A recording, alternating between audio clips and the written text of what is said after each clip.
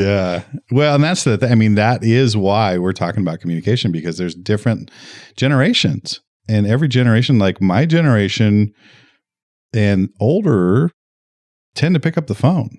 See, he says, and older, and like, and points. It was, I was not. That was you were like totally doing that. My generation and your generation and older. Wouldn't you say though, Shannon? I mean, like our generation and older, like they want to talk on the phone. They do. They don't want. I mean, I don't. They do more frequently, than younger people. They still leave voicemails. Mm-hmm. So I'm on a lot of other committees and do some other stuff. And I found that the older generation, not you. That's right. The older generation likes to do long passive aggressive emails. Like, have you seen that? Oh yeah. Mm-hmm. And it's more the older generation, because I think the younger generation, when there's a conflict, either get on the phone or you see them in person. But I've noticed recently these very long, thought out passive aggressive emails that start a whole bunch of drama. Maybe I'm just a really good communicator, because I haven't had any of these problems. I haven't been the writer of them, but I've been getting them. But I can see that, because the generation, our generation, and a little bit older, they want to get all their points in. Like if I'm gonna put this out, I'm gonna hit you here, here, here, here, and here. And they do like a crap sandwich too. Like, I respect everybody, but you suck. Yeah. Back to respect. Back to respect. I definitely do the crap sandwich. Yeah. Compliment. Insult. And then compliment, be like, but we can work together to get this done. Yeah. I do that. But but then you were saying the younger generation just wants to get on the phone. Well, I think there's a delineation there. Maybe not the youngest generation, but maybe our generation and maybe one younger. I think it's the vehicle of the complaint or whatever that is. I mean, I've seen the older generation does the long drawn out stuff. The younger ones will do the quick texting or just pick up the phone, because I think people want to do it in letter form. I think the older generation wants to do it like, I mail you a letter, and then you got to mail a letter back. You got to mail it back. And that's what email is used for. I had a client that was a lot younger than me, and I had to learn how to use voice notes. Because she only wanted to talk in voice notes, and I had no idea how to do that. Yeah. So I had to figure it out. Snapchat. Oh, I don't have Snapchat. But don't voice notes go away after you listen to them? I have no idea. No, I think that's Snapchat. Some of them do. Some voice notes do, but not all of them. I don't know why. I know mine don't, because probably I don't have it set up that way. Yeah. I don't know. I've noticed that when I listen to a voice note, it typically goes away. Maybe it's the settings, but the reason I asked that is because I like to have kind of a record so I could go back and see. But then I was thinking just now, like, we didn't have a record when Sherry was like, we need to sit down. And we talked over the desk, and she told me, how the cow ate the cabbage.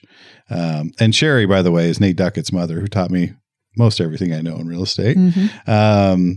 But anyways, there was no record of that. I didn't send her an email after the fact to say just a summation to follow up our meeting we just had.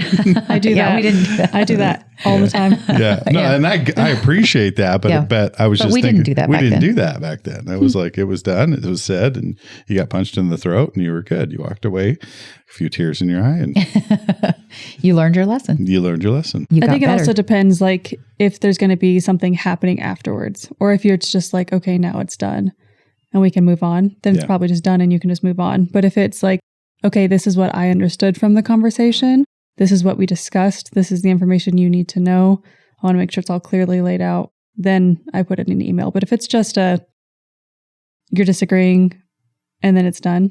Yeah. Yeah, I think so. I think content can drive how we should communicate. If it's something extremely important, then you definitely want to pick up a phone and make a call and talk directly to somebody and maybe talk a few things out and go through some motions. And then afterwards, maybe follow up with with that email. I think that kind of stuff is really important. You don't have to do that with every single thing that you do with communication with people, but we definitely have those in our day-to-day work where, it warrants taking a little time. I need to wait till I finish the showing or whatever I'm in the middle of and sit down quietly and have a good conversation and let them, fully understand what I'm going to say. Mm-hmm. And not even disagreements. Sometimes it's just you all want to be on the same page. Yeah. Not even about a disagreement. Maybe you've just found out something that's extremely important to their transaction, whether, whether it's your customer or whether it's a lender or whether it's the other broker or someone, it deserves more communication than just a quick text. Hey, just to let you know, your deal just died. Phone call. Exactly. You don't text that. Whenever other realtors text me that their people are terminating, I'm like, how about you pick up the phone and call so we can get some more information? Read the room. Understand where the level of communication should be. But just being like, the inspector is going to be a little bit late. Sure. A quick text. Yeah. I would prefer to get a text. I don't want to stop my day or interrupt, what I'm in the middle of to answer a phone call for something that trivial. Yeah, because you get some people that will call and call for everything. And then it's just like, okay, well, what was pressing? What was needed? Oh, I was just going to tell you the inspector's going to be late. Right. Okay. Well, that, read the room. I could have noticed that and gone on and continued what I was doing. Yeah. So I was at my son's or my daughter's, I don't remember, soccer game. And I got like a bunch of texts from a realtor, and it was about terminating a deal. So I was more ticked that she was texting me the termination. I missed half the game because I called her up and yelled at her, do not text me a termination. Have the common decency to call me, tell me why, see if we can work through it, all those types of things. And I ended up missing the game anyway. Yeah. I think it's easier. We find it easier to deliver bad news maybe to another broker than to a customer. Like I can more easily text you, oh, hey, this happened. We can talk about it in a few minutes or something. Whereas I would never do that to a client that were in that position, because clients, that's big news and they want immediate gratification. I want to know why. I want to know when. I want to, they want details. They want to discuss it. They may just want to get mad for a minute, whatever that is, but they want that. Yeah. And I think it is easier for us as realtors to show back and forth information, even if it's bad information, it's easier to do. But know your audience, when it's your customer, that's the top priority, most important person. They don't get that kind of news every day. Yeah, exactly. And that's, it's going into being just kind of thoughtful. I think communication comes down to being thoughtful about who you are speaking with or what the communication is. And for instance, oftentimes I'll send a text message in a way that the other realtor can copy and paste. And so they can see that it comes from the listing realtor, and this is what the listing realtor is saying. And that way it's just communicated right on. There's no need for modifying it or whatever else, but that's being thoughtful. Sanitizing it, because sometimes you have to sanitize what someone has told you before you say it to the next person. Take all the angry faces out. Right, yeah. Well, that's, I do like that you do that, because sometimes I just go, this is from the seller and copy paste. But I'll be honest, I prefer texting over almost anything else because it's easy and I can do it when I can do it while we're talking, Yeah. I don't have to go in. But you were saying that a termination needs to be a call. And I was just thinking about a customer I have right now.